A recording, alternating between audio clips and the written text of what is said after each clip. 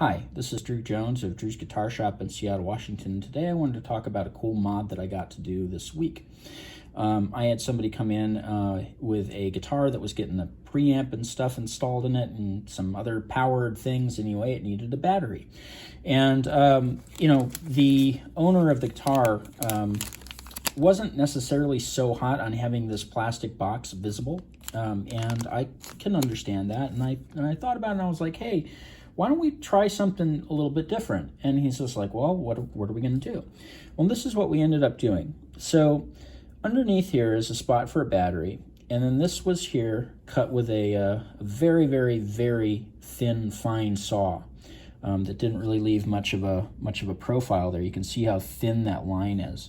If you were looking at that from the audience on stage, you probably wouldn't be able to see that. But when you open this thing up, let's see if the drill interferes with the camera here.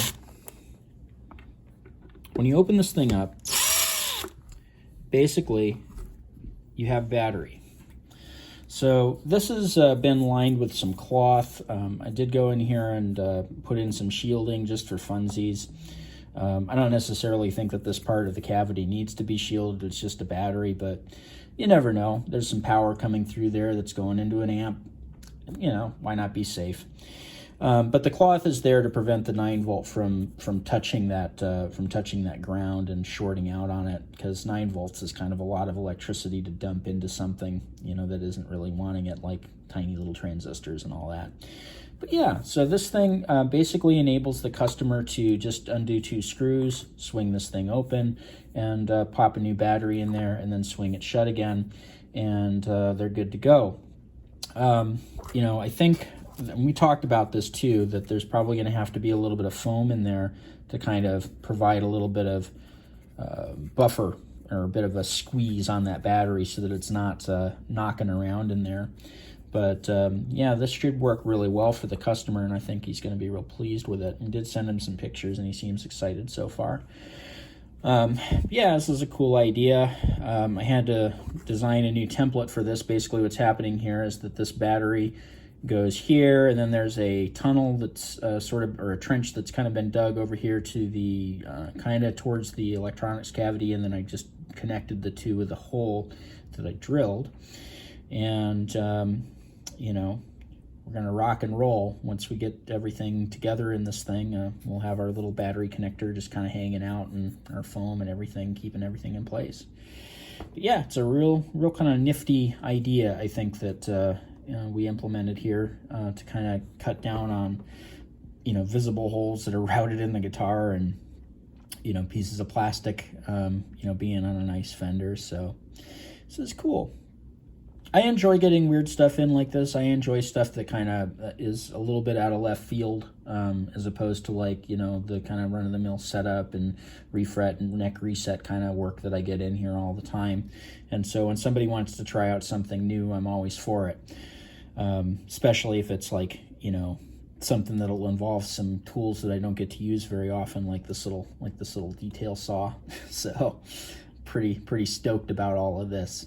If anybody's curious which of my saws actually went into doing this, it's actually my jeweler's saw, which normally only sees work here if I'm doing repair work on inlays.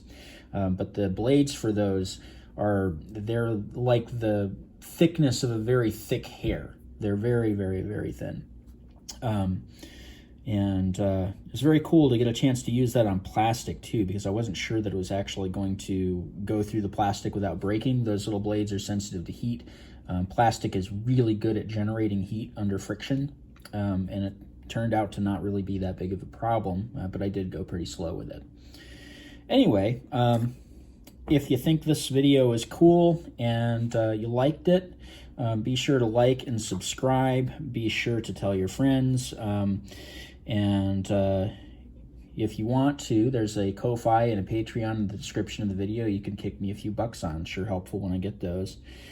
In the description of the video, you'll also find a link to my Reverb page where I sell some instruments, and also a link to my website where you can find my contact information and my pricing info, as well as a page that I wrote on caring for stringed instruments.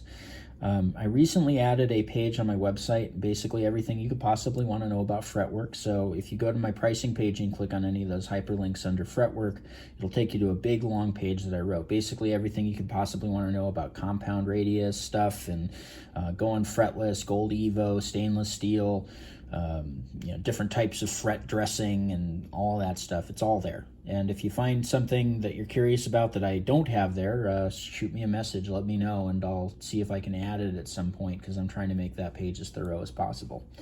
Anyway, this has been Drew Jones of Drew's Guitar Shop in Seattle, Washington. Thanks for watching.